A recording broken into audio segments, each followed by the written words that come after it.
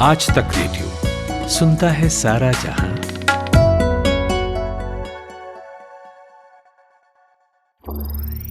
ज्ञान ध्यान।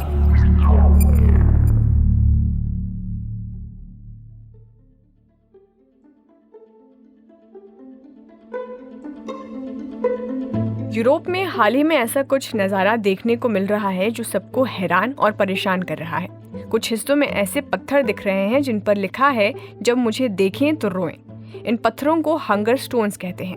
मान्यता है कि इन पत्थरों का दिखना एक तरह की चेतावनी है, यानी बुरा समय आ रहा है, और ये चेतावनी यूरोप के लिए सही भी साबित हो रही है। यूरोप पिछले 500 सालों में सबसे खतरनाक सूखे का सामना कर रहा है। ऐसा कहा जा रहा है कि साल 1540 के बाद से यूरोप में इस तरह की भीषण गर्मी कभी नहीं पड़ी थी। सूखे का ये दौर रिकॉर्ड तोड़ हीट वेव के बाद आया है, जिसकी वजह से कई देशों के तापमान में ऐतिहासिक बढ़ोतरी देखने को मिली है। एक और देश है जो इन दिनों भयानक सूखे का सामना कर रहा है, वो देश है चीन। स्थिति ऐसी है कि चीन की सबसे महत्वपूर्ण और एशिया की लंबी नदी यांगजे नदी में पानी का स्तर कम हो गया है। इस नदी का महत्व आप ऐसे समझिए कि ये करोड़ों लोगों के लिए पानी देती है, सिंचाई में भी मदद करती है। अब चीन ने एक तरकीब निकाली है इससे निपटने के लिए। चीन की योजना है कि वो क्लाउड सीडिंग ये करेगा, यानी आर्टिफिशियल बारिश करवाएगा। तो आज के ज्ञान ध्यान में हम आपको बताएंगे क्लाउड सीडिंग क्या होती है, इससे कैसे बारिश करवाई जाती है, क्या क्या कंडीशंस की जरूरत पड़ती है और क्यों वैज्ञानिकों को इससे बहुत हद तक संतुष्टि नहीं है। नमस्कार, आज तक रेडियो पर आप सुन रहे हैं ज्ञान ध्यान। मैं हूं खुशबू।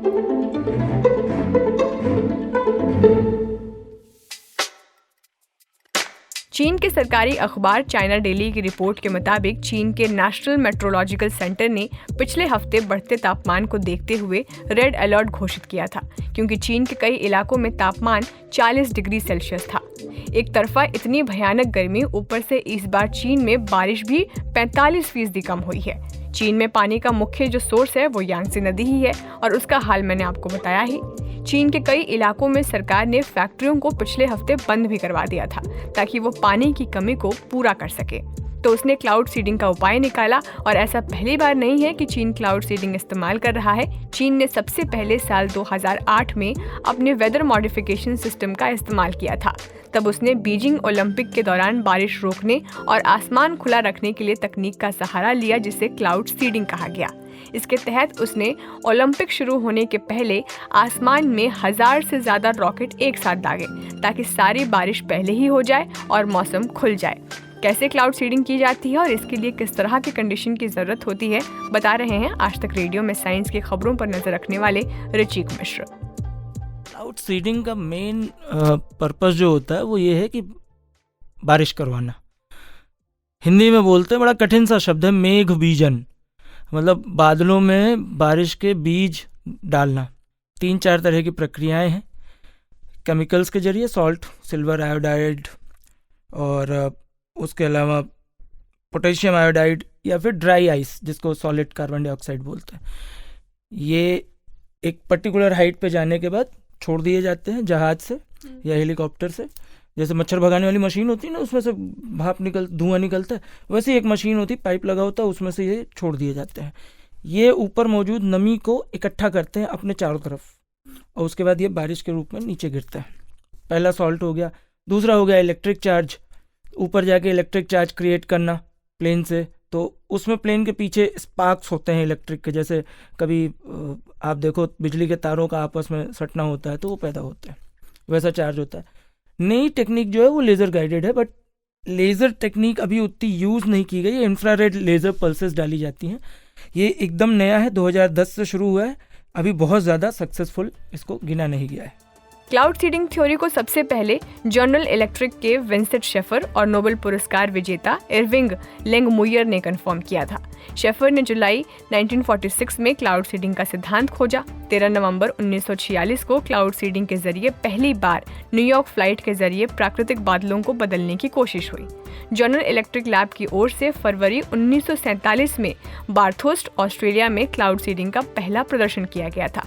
विश्व मौसम संगठन के अनुसार अभी तक 56 देश कृत्रिम बारिश का इस्तेमाल कर चुके हैं। इसमें संयुक्त अरब अमीरात से लेकर चीन तक शामिल है। चीन के क्लाउड सीडिंग प्रोसेस को लेकर हालांकि दुनिया के सभी वैज्ञानिक सहमत नहीं हैं, क्योंकि वो जानते हैं कि ये प्रक्रिया बहुत सफल नहीं है। इसके पीछे की क्या वजह है, ऋचिक मिश्र से सुनिए। देखिए, क्लाउड सीडिंग 100% सक्सेसफुल नहीं है, ये कंफर्म है। ये ज़रूरी नहीं है कि वो 100% आपको बारिश करा के ही देगा। कई बार कम बारिश हो सकती है, कई बार ज़्यादा हो सकती है, और कई बार ऐसा भी होता है कि नहीं हो रही है।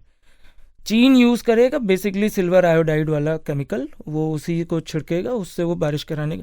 चीन बीजिंग ओलंपिक जब हुआ था, समर ओलंपिक बड़ा वाला, तो उसके पहले भी उसने वो काम किया था। लेकिन वहाँ पे ऐसे पहले भी हादसे भी हो चुके हैं कि ज़्यादा बारिश हो गई और फ्लड आ गया। एक नुकसान ये है। दूसरा ये है कि इसको लेकर के ना कई कॉन्स्पिरेसी थ्योरीज हैं। मतलब वो लोग बोलते हैं कि बादलों के ज़रिए आप किसी इलाके में ज़्यादा बारिश करा के वहाँ तबाही मचा सकते हैं, या आप उन केमिकल्स में कोई जो आप सॉल्ट ऊपर डाल रहे हैं उनमें कोई ऐसा केमिकल डाल दें जिससे बारिश के साथ नीचे की फसलें ख़राब हो जाएं या आबादी को कोई बीमारी फैल जाए। तो इस तरह की चीज़ें हो सकती हैं। पूरी दुनिया में जहाँ भी ये यूज़ होता है, करीब 1 दर्जन देशों में ये यूज़ हो चुका है। अपने भारत में भी हुआ है, महाराष्ट्र और तमिलनाडु में। लेकिन इसका उपयोग कम से कम करना चाहिए। कोशिश ये करनी चाहिए कि हम जलवायु परिवर्तन को रोकें, ताकि बारिश सही समय पे हो। हमें किसी भी चीज़ को आर्टिफिशियली करने की ज़रूरत ना पड़े।